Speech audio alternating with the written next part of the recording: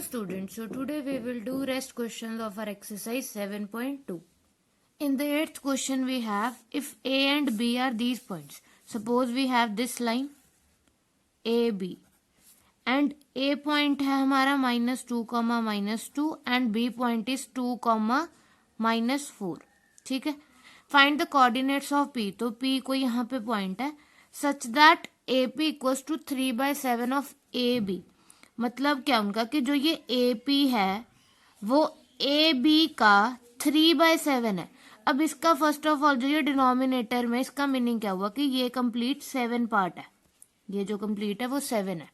उसके बाद वो कह रहे हैं जो AP इतना पार्ट है वो 7 का थर्ड पार्ट है. 3/7 का मतलब कि 7 का थर्ड पार्ट. तो मतलब थर्ड पार्ट इतना. तो जो बचा हुआ पार्ट कितना होगा? अगर ये टोटल 7 में डिवाइड है, इतना पार्ट 3 है, तो इतना क्या होगा? 4. इसका मतलब जो P रेशो है वो क्या होगी? 3/4. क्लियर? तो जो ये आपकी P रेशो है दैट इज 3/4. 3/4 कैसा है? क्योंकि यहाँ पे 3/7 दिया था, मतलब कंप्लीट लाइन 7 पार्ट की है. AP AB का थर्ड है, 3/7 है, तो इसका मतलब ये 3 आ गया और ये 4 आ गया. सो 3/4 इज द P पॉइंट. अब P के हमने कोऑर्डिनेट पता करने हैं. कोऑर्डिनेट मतलब P सपोज x, y है. अब ये फाइंड आउट करना, तो यहाँ पे सेक्शन फॉर्मूला लगेगा. So according to section formula. अब हमारे पास रेशो क्लियर है. So x, y equals to, अब पहले हम क्या करेंगे, 3 को x वाले कोऑर्डिनेट के साथ मल्टीप्लाई करेंगे. 3 × 2 प्लस 4 को किसके साथ करेंगे? -2 के साथ. 4 × -2 अपॉन रेशो को प्लस करते हैं दैट इज 3 + 4. ये आ गया x कोऑर्डिनेट. ऐसे ही y का क्या होता था? my2. my2 means 3 × -4 plus n × y1 होता था, मतलब 4 × -2 अपॉन 3 + 4 अगेन. अब यहाँ पे आपके पास मल्टीप्लीकेशन है. 3 × 2 = 6 एंड 4 × 2 = 8 और ये प्लस माइनस माइनस होता है, ये माइनस का साइन आ जाएगा. 3 + 4 इज, सो 3 + 4 क्या आ गया? 7. देन 3 × 4 = 12 और यहाँ माइनस का साइन है तो ये माइनस आ जाएगा. Similarly 4 × 2 = 8 and plus minus minus होता है. Again 3 + 4 is 7. अब ये 6 - 8 में से 6 सब्ट्रैक्ट करेंगे दैट इज 2 और 8 बड़ा नंबर है वो नेगेटिव है, तो -2/7 आ जाएगा. सिमिलरली -12 - 8 माइनस माइनस क्या होता है? प्लस. सो 12 + 8 20 और ये नेगेटिव का, तो -9/7. तो आपके पास जो P पॉइंट था, हमने P पॉइंट को x, y माना था, तो हमारे P पॉइंट की वैल्यू क्या आ गई? The P point is -2/7 upon -2/7, -20/7. Clear? Then we have 9th question. Find the coordinates of the point which divide the line segment joining A and B into 4 equal parts. Suppose we have this line. आपके पास ये line है AB. A point is -2, and B point is 2, 8. अब वो कहते हैं इस line को 4 equal parts में डिवाइड करा जा रहा है, मतलब 1, 2, 3 एंड 4. ये 1, 2, 3, 4 इक्वल पार्ट में डिवाइड हो गया. सपोज ये पॉइंट हमारा D है, ये E है और ये F है. अब अगर ध्यान से देखो, अगर 4 इक्वल पार्ट में डिवाइड करा है, इसका मतलब जो E पार्ट होगा वो ये A B के बिल्कुल मिड में आएगा. ये इसका मिडल पॉइंट होगा, ये पूरी लाइन का. तो हम मिड पॉइंट फॉर्मूला लगा सकते हैं. So by mid point formula. Mid point formula क्या होता था? x1 + x2/2, y1 + y2/2. तो E पॉइंट जो है, E पॉइंट क्या होगा? -2 + 2 अपॉन 2, ये आ गया x पॉइंट. और y का कैसे करेंगे? 2 + 8 अपॉन 2.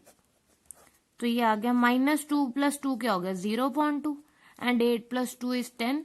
10/2 ये डिवाइड करके आ जाएगा आपके पास 5 एंड 0 डिवाइडेड बाय समथिंग तो 0 ही होता है, तो ये आ गया 0,5.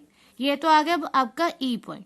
E पॉइंट अब आपकी वैल्यू आ गई 0,5. अब ध्यान से देखो, जो ये AE लाइन है ये भी एक लाइन है और इसके बिल्कुल मिडल में डी है। ये मिडल में कैसे पता चला? क्योंकि उन्होंने कहा था कि ये इक्वल पार्ट्स में डिवाइड हो रहा है, इसका मतलब जो डी है वो इस लाइन के मिडल में आएगा। Now D is mid point of A E. तो अब यहां पे हम क्या लगाएंगे? Mid point formula. So D equals to, अब डी के लिए क्या करेंगे? -2 + 0 अपॉन 2 एंड 2 + 5 अपॉन 2। तो यहां से डी की वैल्यू आ जाएगी। Now -2 + 0 is -2 upon 2 and 5 + 2 is 7 upon 2। तो ये कैंसल आउट होकर 2 2 1 2 होता है। तो ये कटिंग करके आपके पास आंसर आ गया -1,7/2। तो ये आपके पास कौन सा पॉइंट आया? D point.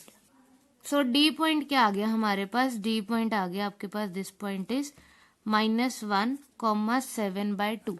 अब लेफ्ट ओवर पॉइंट कौन सा? एफ। तो ध्यान से देखो, जो एफ है वो ई और बी के मिडल में आ रहा है, तो ई एंड बी का मिड पॉइंट फॉर्मूला लगा के हम एफ फाइंड आउट कर लेंगे। Now F is the mid point of E and B, so F equals to, अब मिड पॉइंट फॉर्मूला अगेन लगाएंगे 0 + 2 अपॉन 2, 5 + 8 अपॉन 2।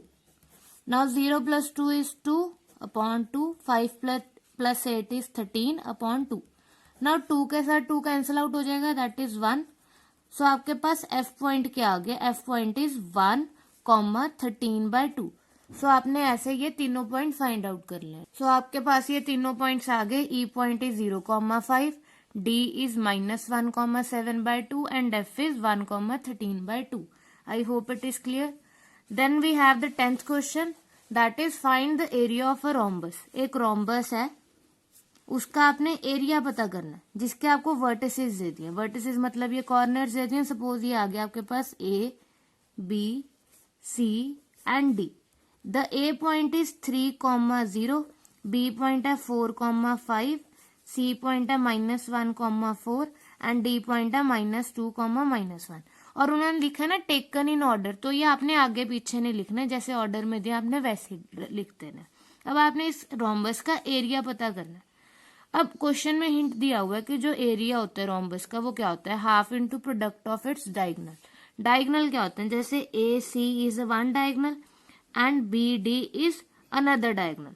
तो आपको पेपर में ये हिंट नहीं दिया होगा, तो आपको ये पता होना चाहिए कि रोम्बस का एरिया क्या होता है? Half of product of its diagonal. So let's start. The area of rhombus is area of rhombus. तो इसके डायगोनल्स क्या है? AC and BD।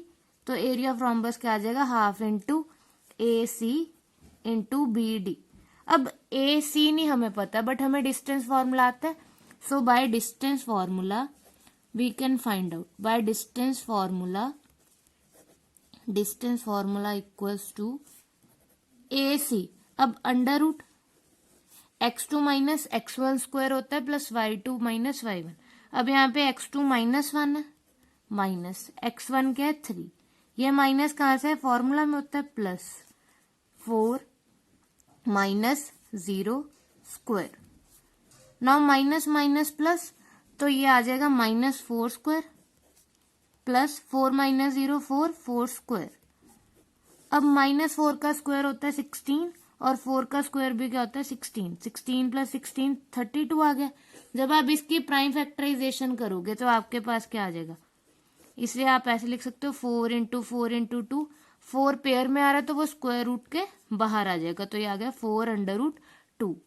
अब उसके बाद आपके पास BD पॉइंट है एंड सिमिलरली BD को भी डिस्टेंस फॉर्मूला से फाइंड आउट करेंगे।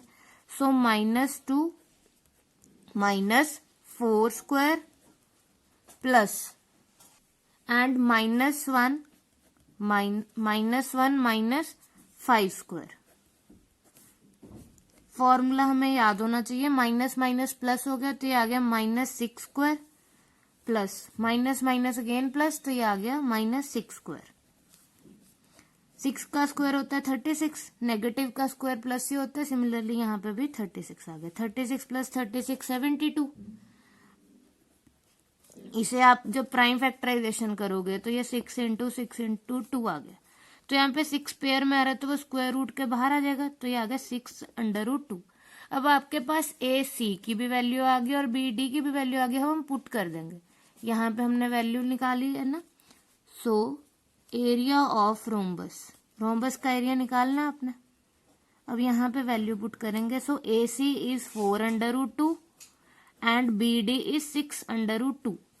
अब यहाँ पे ध्यान से देखो, √2 इंटू √2 ये 2 बार आ रहा है। अगर कोई भी सेम अंडर रूट वाली वैल्यू 2 टाइम मल्टीप्लीकेशन में आती है तो रूट कैंसिल हो जाता है। हमने पढ़ा हुआ है कि जैसे सपोज आपके पास √5 है, ठीक है, उसके स्क्वायर का मतलब क्या होता है कि √5 इंटू √5।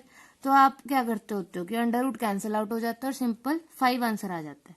सो अगर √2 इंटू √2 है क्वेश्चन में तो वो भी सॉल्व करके क्या आ जाएगा, सिंपली 2।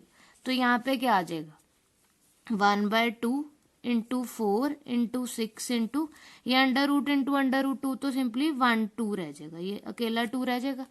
इस 2 के साथ ये 2 कैंसिल आउट हो गया एंड 4 6 क्या होता है 24। सो आपका आंसर आ जाएगा 24 इज योर आंसर। मतलब एरिया ऑफ रोम्बस क्या आ गया 24। I hope it is clear to you all. Thank you.